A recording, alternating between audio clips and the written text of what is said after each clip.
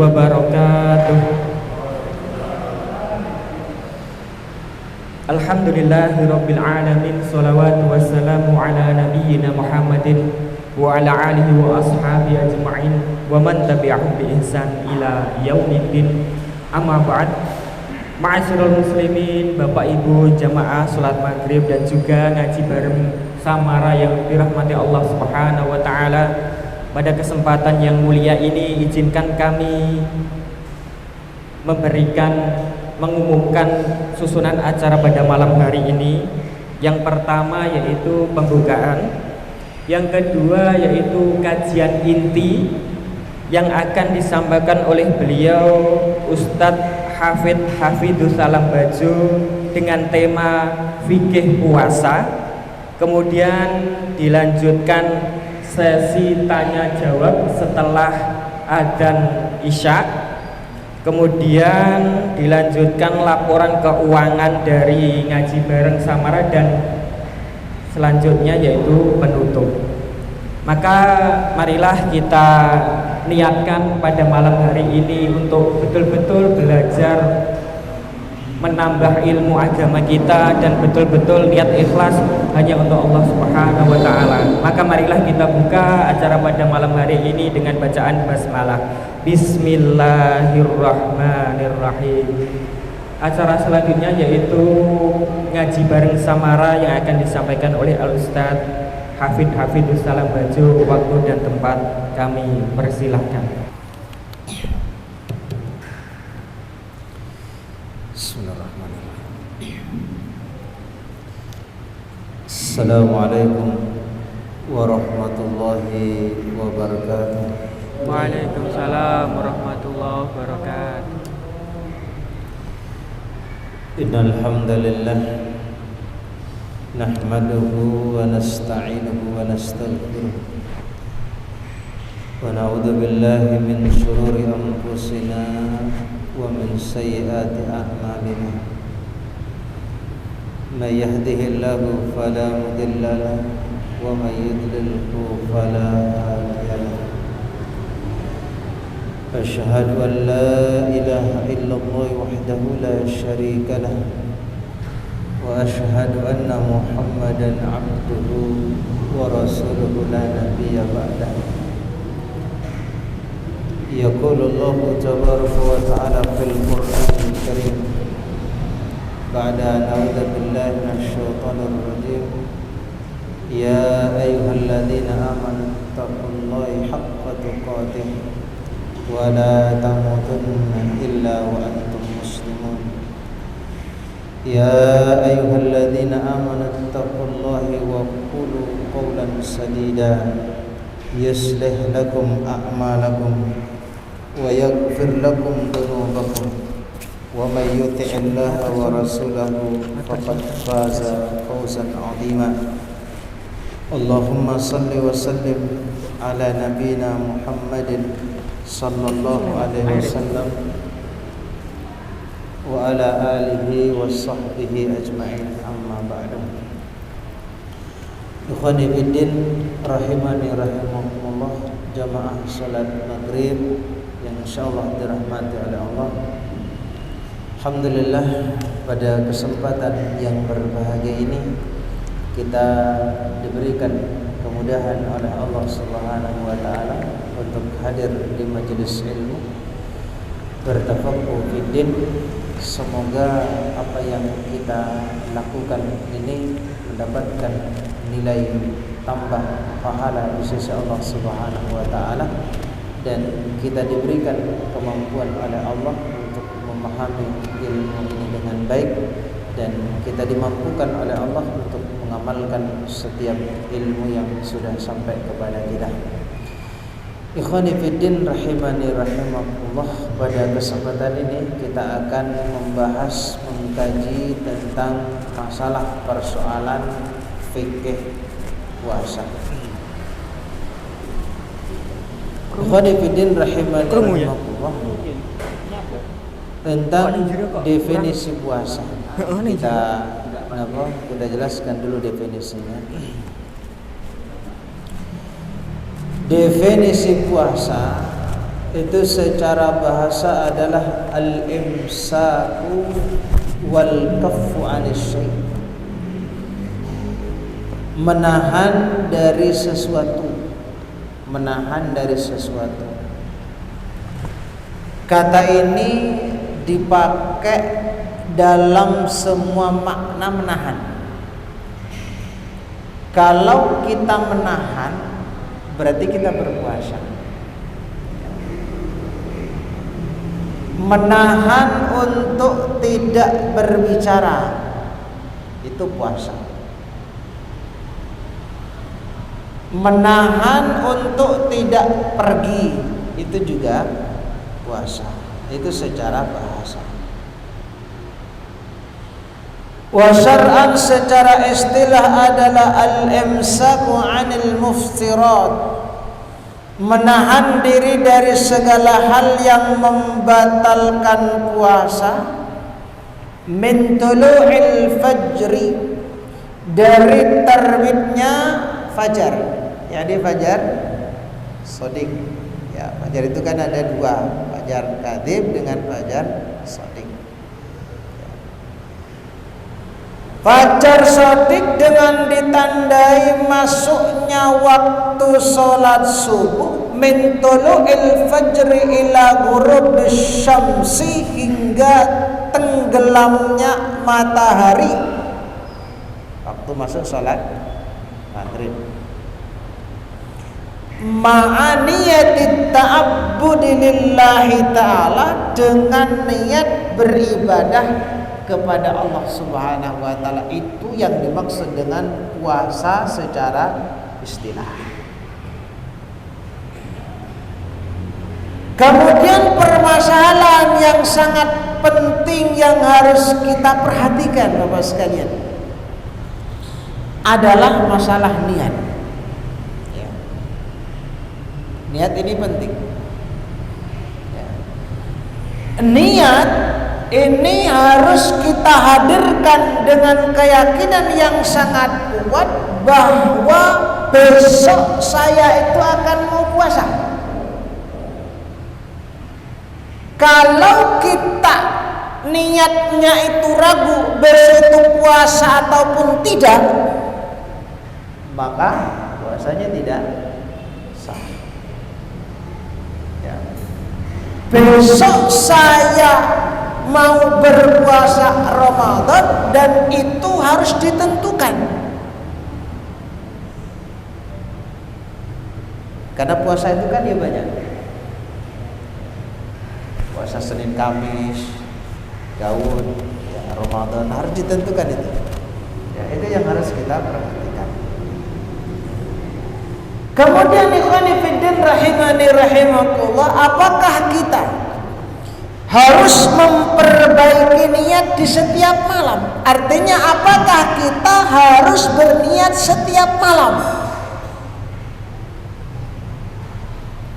Menurut pendapat jumhurul ulama, mayoritas ulama, ya, mereka berpendapat bahwasanya niat puasa bulan Ramadan itu harus kita lakukan setiap malam,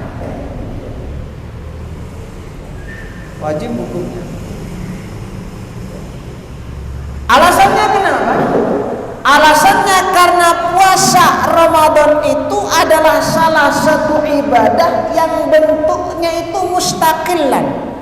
Mustaqilan itu maknanya terpisah. 1, 2, 3 puasa pertama, 2, 3, 4 itu kan terpisah-pisah Pak. Namanya kan mustaqilan. Ya. Maknanya terpisah-pisah itu kalau seandainya kita melaksanakan ibadah puasa di hari yang ke-28, kemudian di hari yang ke-28 itu puasa kita batal, maka puasa yang hari yang ke-1, 2, 3, dan 4 itu tidak batal. Itu namanya mustaqilan, terpisah-pisah. Ya. Melaksanakan puasa Ramadan di hari yang ke-26, kemudian kemudian batal, maka hari yang setelahnya dan sebelumnya itu tidak ikut batal. Kenapa? Karena dia mustaqilan, terpisah-pisah, sehingga niat itu harus ada tiap malam. Berbeda dengan sholat. Kalau sholat itu ghairu mustaqil. Sholat itu kan nyambung, Pak, tidak terpisah-pisah. Ya. Di rakaat yang terakhir, kan, pas mau salam batal. Maka rakaat yang pertama, 2, 3, dan 4 ikut batal. Maka dia niatnya di awal. Ya. Kecuali pendapatnya Imam Malik, ya, Imam Malik rahimahullahu taala, dan salah satu riwayat daripada Imam Ahmad rahimahullahu taala, bahwasanya niat itu cukup berniat sekali saja untuk 1 bulan. Itu pendapatnya Imam Malik dan salah satu pendapat daripada Imam Ahmad, dan ini dikuatkan dan ini dirojihkan, dikuatkan oleh Abu Malik Kamal bin Sayyid Salim di dalam kitabnya Sahih Fiqhus Sunnah. Ya, maksud saya yang dirojihkan itu yang pertama, maksud saya pendapatnya siapa tadi? Jumhurul ulama. Kalau kita biasanya niat tiap malam, nopo 1 kali niat di awal Ramadan, Pak? Atau beda-beda kita ini? Ya. Kalau di ropel langsung di awal, berarti pendapatnya siapa tadi? Imam Malik dan pendapatnya Imam Ahmad. Kalau terpisah-pisah tiap malam, berarti pendapatnya jumhurul ulama. Ya.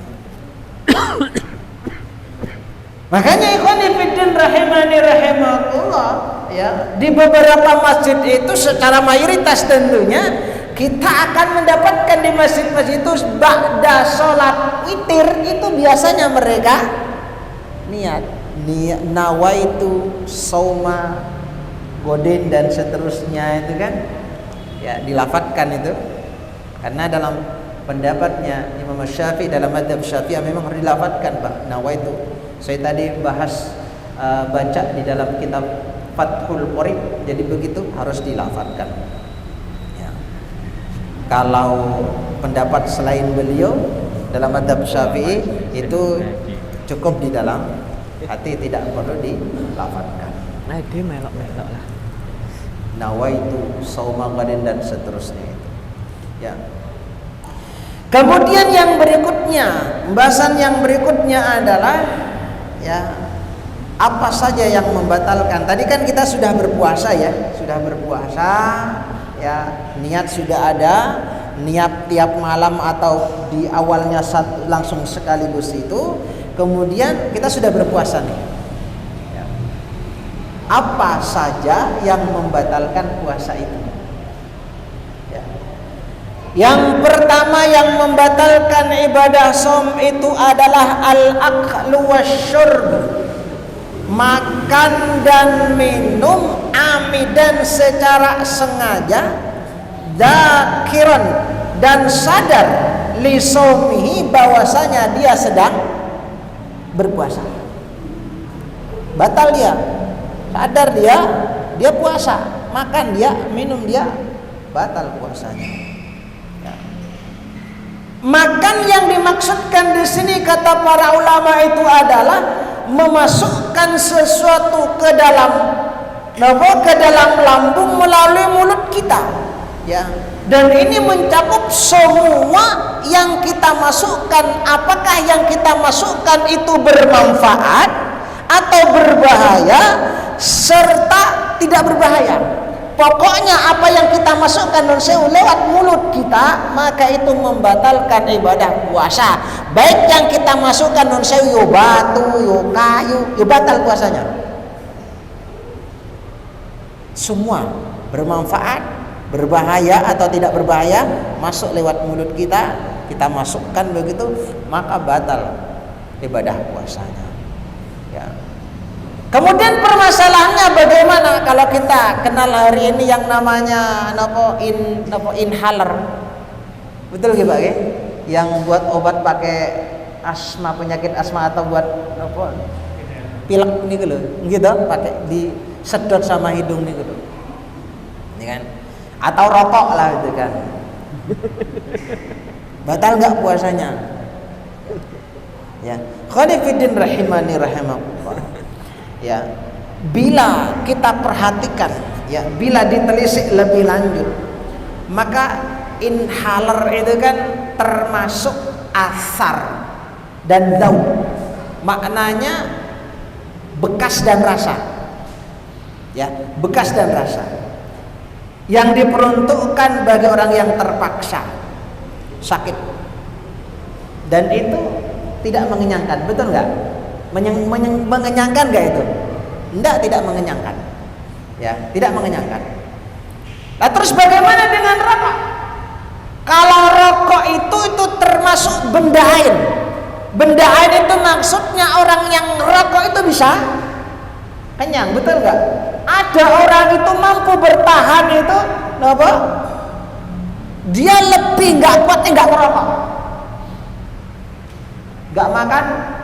Apa napa? Nek bahasanya gimana Pak? Kalau nggak ngerokok sehari ini nggak kuat. Nek masalah makan, itu kuat. Ya, makanya rokok itu mengenyangkan. Betul nggak kira-kira yang suka ngerokok? Ya. Ya. Makanya rokok itu kan dia kan benda ain. Benda ain itu artinya merasa kenyang. Lah, karena berbeda dengan inhaler, maka konsekuensi hukumnya keduanya itu akan berbeda. Maka inhaler kata para ulama itu tidak membatalkan puasa. Kenapa? Karena dia masuk lewat hidung. Ya, karena dia masuk lewat hidung. Sementara kalau rokok itu karena dia benda ain dan itu mengenyangkan, maka dia membatalkan puasa. Itu kalau rokok itu membatalkan puasa, inhaler itu tidak membatalkan puasa. Walaupun sekali lagi kalau masalah inhaler itu terjadi perbedaan pendapat Pak. Ya, karena nanti inhaler itu kan biasanya kan sampai ke sini, betul, ke lambung, betul nggak? Ya, maka dia membatalkan puasa. Tapi pendapat yang paling kuat, pendapat yang paling rojo itu tidak membatalkan. Kenapa? Karena dia kan bentuknya daud. Ya, bentuknya daud dan akar. Ya, bekas dan rasa saja. Kayak seperti jenengan mencium nopo harum-haruman gitu, mencium minyak wangi itu kan batal nggak puasanya? Tidak batal, sama dengan itu. Inhaler itu, maka dia tidak membatalkan puasa. Cuma sekali lagi dalam masalahnya terjadi khilaf, perbedaan pendapat di antara para ulama. Kemudian ikhwan sekalian, bagaimana hukumnya apabila seseorang makan dan minum karena matahari dia mengira bahwa matahari telah tenggelam atau fajar belum terbit. Menurut jumhur ulama, madhab jumhur ulama, dia harus mengganti puasanya. Tapi menurut pendapat Imam Ahmad rahimahullahu ta'ala, kemudian Daud, kemudian Ibnu Hazm rahimahullahu ta'ala, ya, mereka mengatakan tidak ada kewajiban mengganti. Tidak ada kewajiban mengganti. Ini pendapat yang paling kuat kata Abu Malik. Pendapat yang paling kuat. Kenapa? Berdasarkan firman Allah Subhanahu wa taala, "Wa laisa 'alaikum junahum fima akhta'tum bihi." Ya, dan tidak ada dosa atasmu terhadap apa yang kamu khilaf padanya. Tetapi yang ada dosanya apa yang disengaja oleh hatimu. Ya, namun kata para ulama, ya, ada beberapa ketentuan yang harus kita perhatikan, Pak. Ya. Ketentuannya apa? Yang pertama, berbuka sebelum matahari terbenam karena dia mengira matahari itu sudah terbenam, ya. Kemudian ternyata matahari itu tampak jelas, sudah minum, makan, tiba-tiba matahari masih ada, masih jelas. Apa yang harus dilakukan? Apakah lanjut makannya? Enggak, makannya berhenti. Ya kenapa? Tiba-tiba matahari masih tinggi. Tapi kalau sekarang kan mudah toh Pak, ada jam toh untuk menentukan waktu kan sekarang kan mudah. Dengan yuk kebangetan keliru. Dengan udah ada jam, yo alasannya yo pan mendung. Padahal ada jam gitu kan. Ya. Maka tidak dibenarkan itu. Ya. Khonifidin rahimahullah, ternyata matahari masih ada, maka harus di stop, dia harus menahan diri. Kenapa? Karena dia berbuka tadi itu lantaran sebab. Sebabnya apa? Ya keliru tadi. Tiba matahari masih ada. Ya. Kemudian ya ketentuan yang berikutnya adalah tidak ada kewajiban mengganti puasa bagi yang keliru tersebut. Kan keliru. Ya, keliru. Ya, kalau dugaannya kuat. Jadi dia yakin betul ini matahari sudah tenggelam. Udah yakin betul dia, tapi ternyata matahari ada. Ya, matahari ada. Ya, maka tidak ada kewajiban mengganti. Tapi tadi itu harus stop, ya. Namun jika dia ragu dan tidak ada kecondongan pikiran pada suatu keadaan, dan apabila dia makan karena keraguan terbitnya fajar, ya kan begini, pas waktu malam itu kan pas sahur itu kan, ya dikira ini masih malam, kan mau sahur, ternyata itu sudah pagi, maka puasanya hukumnya sah puasanya. Ya, kenapa sah? Karena hukum asalnya itu kan malam. Hukum asalnya malam. Ya. Atau sebaliknya, apabila dia makan karena ragu apakah matahari sudah tenggelam atau tidak, kemudian dia makan, Pak, maka puasanya tidak sah. Kenapa? Karena hukum asalnya itu adalah siang. Hukum asalnya itu adalah siang.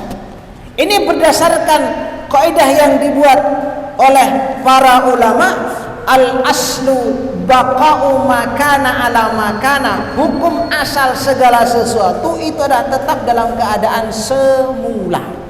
Al-yaqinu la yazulu bisyak. Keyakinan tidak bisa hilang karena keraguan. Sesuatu yang ragu itu biasanya datang belakangan.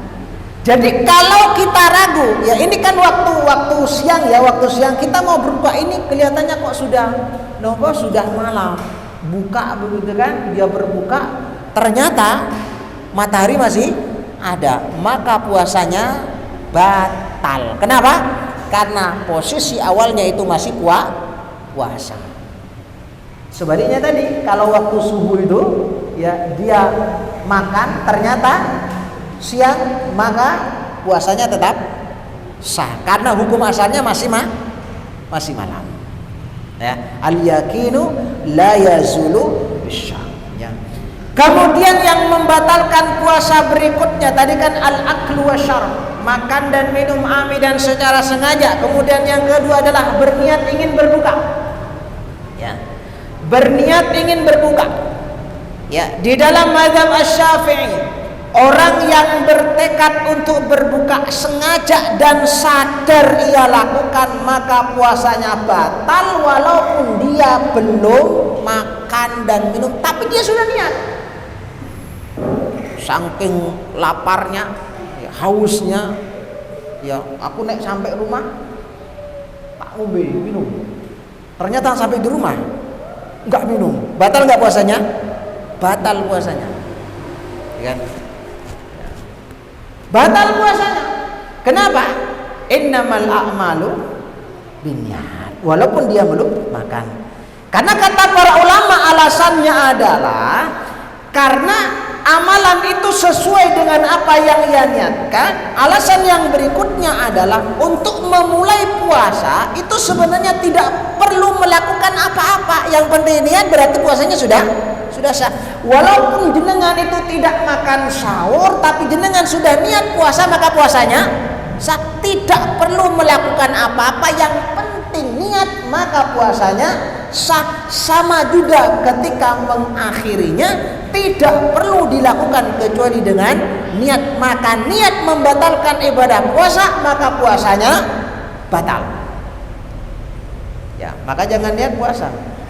Hanya saja menurut pendapat ashabur ra'i, ya, yang menggunakan akar, ya, Ibnu Hazm tentunya adalah madhabnya, jika orang itu kembali berpuasa dan berniat puasa sebelum pertengahan siang, maka puasanya sah. Jadi artinya memperbarui niat, ya, memperbarui niat sebelum pertengahan siang. Niat lagi dia puasa, maka puasanya sah. Nah, itu yang mau yang membatalkan puasa, dua saya ambil. Ya, tentunya masih banyak lagi. Kemudian ikhwan sekalian, atau nanti kita lengkapi ditanya jawab, atau yang berikutnya.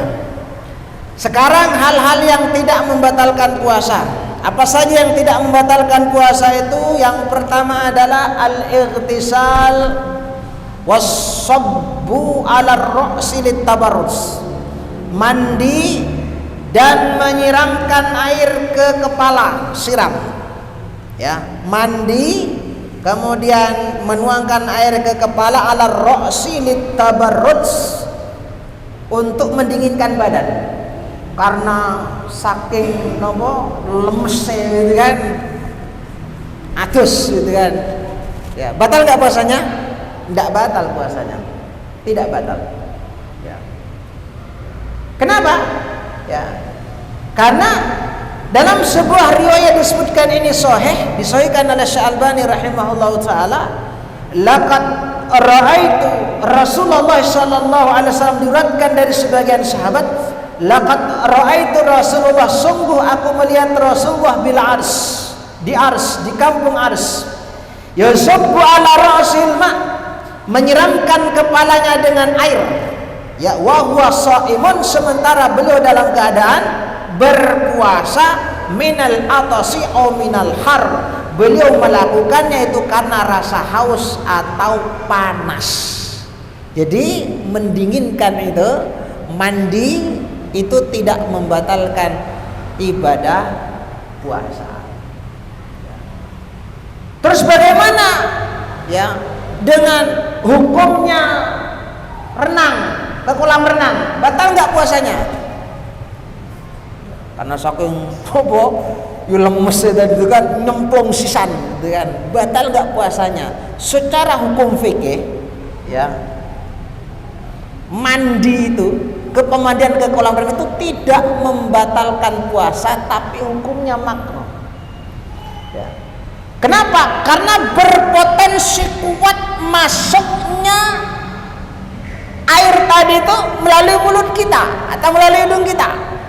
Sehingga kata para ulama, kalau seandainya kita mandi di kolam renang itu, ya, kemudian ada sesuatu masuk ke dalam tubuh kita walaupun secara tidak sengaja, maka puasanya batal. Ya. Kenapa batal, Pak? Wes ngerti ini jenenge yo renang yo mesti yo ya kayak gitu. Lah kok maksa renang, gitu kan? Maka nek ada yang masuk, batal puasanya walaupun tidak sengaja. Apalagi sengaja. Ya. Sama juga dengan orang yang berkumur-kumur, ya, atau masukkan ke dalam air ke dalam hidung dengan apa nih bahasanya itu, dengan kuat, ya kan? Yo semangat banget, gitu kan?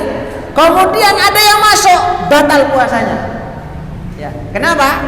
Karena kan sudah dijelaskan, yang namanya berkumur-kumur itu, yang namanya tamat modawal istinsya itu, ya tanpa berlebih-lebihan ketika berpuasa itu kan dianjurkan. Maksudnya nek kita berpuasa kita tidak boleh berkumur-kumur memasukkan air ke dalam hidung tanpa tidak boleh berlebih-lebihan. Lah kalau dia berlebih-lebihan kemudian masuk, maka puasanya batal walaupun tidak sengaja memasukkan. Tapi kan dia berlebih-lebihan, dia mubalaghah, begitu kan dia berlebih-lebihan, maka puasanya batal. Ya. Jadi kemudian yang berikutnya yang tidak membatalkan puasa seperti yang kita sampaikan tadi, al-madmadha wal istinsyaq min ghairi mubalaghah, berkumur-kumur memasukkan air ke dalam hidung tanpa berlebih-lebihan. Nek berlebih-lebihan masuk batal puasanya walaupun tidak sengaja. Ya. Sehingga ikhwan sekalian, tidak masalah sebenarnya ini seseorang berkumur-kumur dan puasanya tidak batal sebenarnya lantaran ada sisa-sisa air yang bercampur dengan ludah kita masukkan, kita telan, tidak masalah, artinya tidak batal. Cuma nek pas berkumur-kumur ya harus jujur, masuk sak tangkep air keluar srik begitu kan. Nah, itu ada yang masuk kira-kira tapi itu kan. Ya. Lah sisa-sisanya itu tidak membatalkan tidak membatalkan puasa ya kalau kita masukkan. Ya kan? Kalau kita masukkan sama dengan ludah kita itu. Ya. Ludah kita itu kita telan maka tidak membatalkan puasa. Wallahu a'lam bishawab. Kemudian khonifuddin rahimanullah, yang berikutnya adalah yang tidak membatalkan tadukut ta'am lil hajah ma lam yasil ilal jawf, mencicipi makanan karena ada kebutuhan selama tidak sampai ke kerongkongan. Yang namanya mencicipi itu ngunyah makanan itu tidak boleh, itu namanya boleh dan tidak membatalkan puasa selama tidak masuk ke dalam kerongkongan. Punya anak kecil, makanan yang harus kunyah tidak apa-apa. Kenapa? Ada kebutuhan. Bagi ibu-ibu cicipi makanan boleh, kan? Yang penting jangan masuk. Kalau masuk ya beda lagi hukumnya. Ya, kalau cuma mencicipi itu boleh, ya. Kenapa? Karena kata Ibnu Abbas radhiyallahu an, qala Ibnu Abbas la ba'sa, tidak masalah ayyaduqat ta'am, seseorang mencicipi ya at-ta'am makanan, yakni al-hallu aw syai' cuka atau yang lainnya, malam yadkhul halqahu wa huwa shaimun, selama tidak masuk ke dalam tenggorokan dan tidak dalam keadaan berpuasa. Ya, jadi tidak masalah. Ya. Dan dia dalam keadaan berpuasa maksudnya. Ya, itu yang ketiga. Kemudian yang keempat yang tidak membatalkan puasa itu adalah al-hijamah wat tabarru', berbekam dan tabarru'. Tabarru' itu nama Pak? Donor darah. Liman lam yakhsha ad-dha'fa. Ya. Selama ya berbekam donor darah bagi siapa yang tidak khawatir tubuhnya menjadi lemah. Berarti nek dia tahu bahwasanya nek selesai bekam tubuhnya lemah, tidak boleh. Ya.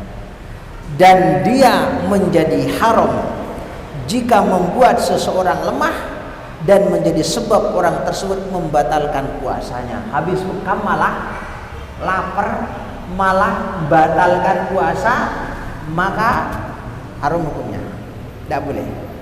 Ya. Tidak boleh. Ya. Menjadi sebab orang tersebut membatalkan puasanya dan masuk dalam pemahaman ini, pengertian ini, kategori juga donor darah. Donor darah juga begitu. Ya, kalau dengan dikeluarkannya darah tadi itu kok menjadi lemes, yo haram hukumnya, gitu kan? Tidak boleh, gitu kan? Mestinya kan kita kan paham ya, baik kalau berbekam atau donor darah itu kira-kira nek habis darah saya diambil lemes enggak, gitu kan? Ya, kalau lemes jangan, ya. tidak boleh. Kalau nggak lemes silahkan, ya silahkan. Ya. Kemudian yang berikutnya adalah bercelak. Bercelak itu, ya celak gitu Pak ya. Bercelak itu tidak membatalkan, baik terasa hingga tenggorokan atau tidak, kata para ulama. Ini disebutkan di dalam kitab Sahih Fiqhus Sunnah. Ya, tidak membatalkan. Ya, bercelak. Terus yang berikutnya injeksi. Injeksi ini suntik. Ya, suntik. Ya. Bagaimana dengan hukum suntik itu? Apakah dia membatalkan ibadah puasa? Di sana kata para ulama ada perbedaan. Ya. Perbedaan. Pendapat yang pertama adalah suntik itu menurut jumhur ulama suntik itu secara mutlak membatalkan puasa. Apapun bentuk suntikannya batal puasanya. Ya, itu kata jumhur. Ya. Karena apa? Karena bisa sampai masuk ke dalam tubuh. Tapi pendapat yang kedua berbeda, tidak membatalkan puasa secara mutlak. Kenapa? Karena suntik itu masuk ke dalam tubuh bukan melalui lubang yang terbuka. Dia kan disuntik, gitu kan? Tapi kalau lewat mulut, nyuntik. Kalau nyuntik kan nggak mungkin lewat mulut ya. Ya, kalau masuk lewat mulut, nah itu batal. Tapi karena dia itu lewat dari disuntik dari badan tadi itu, maka tidak batal puasanya. Itu menurut pendapat Imam Malik. Tapi kalau menurut pendapat jumhur itu batal puasanya, ya. Kenapa? Karena suntikan tadi itu bisa sampai masuk dalam tubuh seseorang, ya. Tapi di sana ada pendapat yang ketiga yang ini pendapat yang lebih yang bijaksana. Maksud saya dia memperinci, dan ini pendapat yang paling tepat kata para ulama, ya. Bagaimana pendapat mereka? Jadi begini, perinciannya itu begini, suntikan itu. Ya. Jika suntikan tersebut itu berisi suplemen, ya, suplemen itu kan berarti kan bisa mengenyangkan gitu, ya. Bisa mengenyangkan sebagai pengganti makanan, maka dia membatalkan puasa. Ya. Jika tidak mengandung suplemen, hanya berisi obat sakit, kemudian vaksin, kemudian antivirus, maka ada dua. Ya, ada dua. Ya. Apabila disuntikkan kata para ulama melalui pembuluh darah, ya, pembuluh darah itu berarti daerah sini, Pak, betul? Ya, melalui pembuluh darah, maka puasanya batal. Ya. Kemudian yang kedua, jika disuntikkan lewat urat-urat ataupun otot yang tidak berongga, maka tidak membatalkan puasa. Ya, tidak membatalkan puasa. Saya lanjutkan sedikit. Ya. Kemudian yang ketujuh itu tetes mata. Ya. Menurut pendapat Imam Syafi'i itu tidak membatalkan puasa. Ya. Tapi menurut Maliki dan Hambali itu batal. Tapi kalau sampai ke kerongkongan. Biasanya kan tetes mata kan biasanya sampai ke sini ya Pak ya. Kalau sudah sampai kerongkongan itu menurut pendapatnya Maliki dan Hambali itu batal puasanya. Wallahu a'lam bishawab. Kita cukupkan dulu mungkin. Ya, kita adzan dulu. Bertanya terkait tentang puasa, monggo.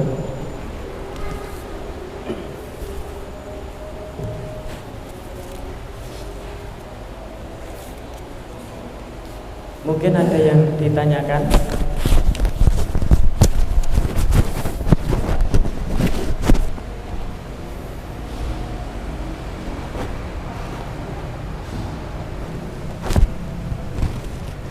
Kalau tidak ada, saya yang bertanya kalau tidak ada. Izin bertanya, Ustaz. Kan dalam hukum kan kalau tidak sengaja kan apa ya, diampuni lah intinya seperti itu. Tapi kok dalam puasa itu kok kalau yang tadi walaupun disengaja tapi tetap batal, contohnya kayak renang, terus contohnya kayak memasukkan air ke mulut atau ke hidung itu kok bisa membatalkan puasa. Mungkin sakit dijelaskan. Pertanyaannya? Kan kalau orang yang lupa atau kan dalam hukumnya kan dimaafkan lah intinya kan, tapi kok dalam puasa kok harus mengganti gitu, dalam puasa harus mengganti. Terima kasih. Jadi begini, sebagaimana yang kita jelaskan tadi, kan sudah ada aturannya bahwa ketika seseorang itu berpuasa itu kan tidak diperbolehkan istinsyak, berkumur-kumur secara berlebih-lebihan. Tapi dia maksa kumur-kumurnya itu, istinsyaknya itu berlebih kan sudah dilarang. Ya. Karena dia tidak mengindahkan perintah itu, masuk begitu kan, walaupun tidak sengaja, maka batal puasanya. Sama juga tadi ya dengan penjelasan kolam renang itu. Udah ngerti yang namanya berenang itu mesti ya kayak gitulah itu kan. Lah kok maksa renang kayak gitu. Masuk begitu kan walaupun tidak sengaja, batal puasanya. Jadi begitu. Kecuali dia tadi sudah berkumur-kumur istinsyak, tidak berlebih-lebihan, kok masuk nggak disengaja, tidak batal puasanya. Ini dia berlebih-lebihan kemudian masuk, maka batal puasanya. Jadi begitu alasan para ulama. Cukup mungkin? Ada lagi mungkin? Tidak ada? Perihal tadi yang mencicipi makanan ini mungkin caranya bagaimana Dok, supaya tidak masuk ke kerumunan? Gimana Pak? Untuk yang mencicipi makanan supaya tidak masuk ke kerumunan itu apa? Setelah mencicipi langsung diludahkan, kemudian kan masih tercampur, rasanya masih tercampur di mulut gitu, kemudian kan tetap kita menelan ludah gitu. Iya. Bagaimana? Ya dicicip, tapi paham tuh namanya nyicip ini kok, paham tuh. Jadi cicipi gitu kan. Kemudian jenengan kan punya tadi, jenengan cicipi. Maksudnya Ustaz, setelah diludahkan atau apa kan masih ada rasanya lah, intinya kan masih. Iya enggak apa-apa. Tadi kan jenengan kan sudah, kecuali karet loh ya Pak, permen karet kata para ulama. Kalau permen karet itu enggak boleh. Ya, kenapa? Karena dia nanti akan menempel di gigi kita. Kata para ulama mengatakan ya dalam kitab Sahih Kusana kalau nggak salah menurut saya sahihnya itu kalau karet tidak boleh. Kenapa? Karena dia berpotensi untuk nempel karet-karetnya itu kan. Tapi kalau yang lain manisan itu tidak apa-apa. Yang penting memang nggak disengaja disisa-sisain itu kan. Yo kalau cuma tapi paham bisa ya. Kalau sudah dibuang gitu kan, kok masih ada sisanya, tidak masalah. Karena kan kalau memang kesulitan untuk membuangnya ya Pak ya. Jadi begitu. Wallahu a'lam bishawab. Itu Ustaz, walaupun setiap hari, maksudnya Ramadan pertama, kedua, ketiga, walaupun setiap hari nyicipi terus tidak apa-apa itu. sampai tanggal ke-29. Tadi dijelaskan ya Pak ya, karena kebutuhan. Kalau jenengan butuh tiap hari, tidak masalah, gitu kan. Tapi masa sih tiap hari. Kalau butuh, ya monggo. Tapi masa jenengan biasanya kan istrinya biasanya bukan bapaknya. Ini bapaknya kita yo. Kelihatannya cari-cari alasan apa itu. Begitu Pak mungkin. Ada lagi? Monggo ada yang bertanya lagi mungkin, monggo. Ustaz.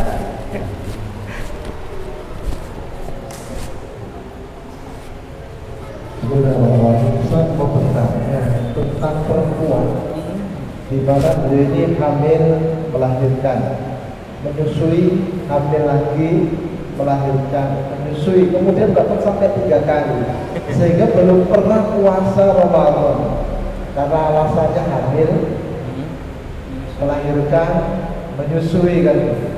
Itu terus bagaimana mengkodoknya? Terima kasih. Bagaimana mengkodoknya? Saya belum baca itu. Bisa nanti saya cari. Saya belum bisa mengkodok. Ada lagi? Untuk itu saya belum bisa menjawabnya, dan itu mungkin PR bagi saya. Karena setiap tahun hamil terus. Bagaimana cara mengkodok? Wallahu a'lam bishawab. Itu PR buat saya. Cukup mungkin ada lagi? Ustaz, saya belum bisa menjawab. Tapi ada sih jawabannya, cuma masih ngambang. Saya belum jelas. Ada lagi gitu?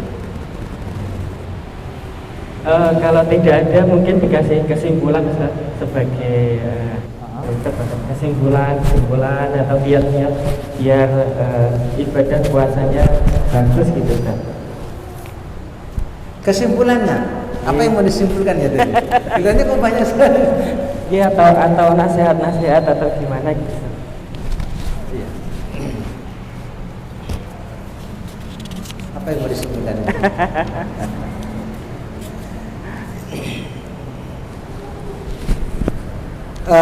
Khonifidin rahimani rahimakumullah.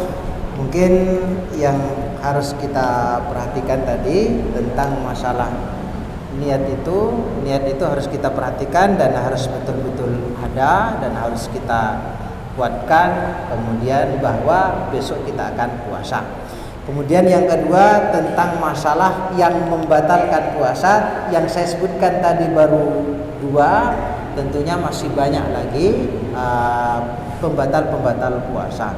Kemudian ada satu persoalan begini, Pak. Ada satu persoalan begini. Katakanlah dia seorang pengantin baru. Kemudian dia tidak tahan, umpama gitu kan. Ya. Kemudian dia melakukan safar. Ya. Orang yang safar itu boleh nggak melakukan hubungan suami istri? Ngapusi syariat, kepinter. Boleh, itu kan sudah rukhsah. Orang yang safar itu kan boleh tidak berpuasa. Tapi persoalannya ini kan posisinya mukim. Ya, pengantin baru nggak kuat begitu kan, akhirnya dia safar.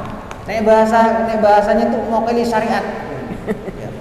Dia safar, kemudian ketika safar, orang yang safar itu kan diberikan rukhsah untuk tidak berpuasa. Boleh nggak dia melakukan itu? Boleh. Ya, yang penting ya tadi itu dia posisinya tidak berpuasa. Wallahu a'lam bishawab. Jadi itu yang membatalkan puasa. Kemudian tadi kita sebutkan yang tidak membatalkan ada berapa tadi itu? Ada 7 ya. Itu yang tidak membatalkan puasa. Demikian Bapak sekalian yang dirahmati Allah, saya cukupkan. Mungkin kalau tidak ada pertanyaan lagi cukup nggih. Mudah-mudahan bisa memberikan manfaat. Wabillahi taufiq wal hidayah. Mohon maaf atas segala kekurangan. Kelebihan itu mutlak milik Allah Subhanahu wa taala. Kebenaran itu mutlak milik Allah. Kesalahan itu hanya dari saya pribadi. Saya minta ampun. Astagfirullahaladzim. Wabillahi taufiq wal hidayah. Wassalamualaikum warahmatullahi wabarakatuh. Waalaikumsalam warahmatullahi. Terima kasih banyak kepada Ustadz Hafidz Salam Bajo, jazakallahu khairan jazak. Selanjutnya yaitu laporan keuangan dari Ngaji Bareng Samara. Total pemasukan 400.000, kemudian pengeluarannya 493.000, dan total saldo hingga hari ini 3.493.000 rupiah. Maka mudah-mudahan para donatur, para muhsinin dan orang-orang yang berinfak dibalas oleh Allah Subhanahu wa taala dan menjadi pemberat amal di akhirat nanti. Kemudian kami sampaikan insya Allah nanti fikih puasanya dilanjut karena ada Ustadz Ibni yang tidak bisa ngisi, mungkin nanti untuk melengkapi fikih puasanya insya Allah dilanjut lagi. Dan kemudian acara Samara pekan depan yaitu Ustadz Usman Hadi SPDI dengan tema agar puasa Ramadan tidak sia-sia. Insya Allah Samara pekan depan Ustadz Usman Hadi SPDI dengan tema agar puasa Ramadan tidak sia-sia. Kemudian Bapak Ibu sekalian, nanti setelah sholat isya ada hidangan di serambi selatan masjid, monggo dinikmati bareng, dimakan santai bareng-bareng. Dan karena sudah menginjak acara yang terakhir penutup, marilah kita tutup acara pada malam hari ini dengan bacaan hamdalah dan doa kafaratul majlis. Alhamdulillahirabbil alamin. Subhanakallahumma wa bihamdika asyhadu an la ilaha illa anta astaghfiruka wa atubu ilaik. Wassalamu alaikum warahmatullahi wabarakatuh.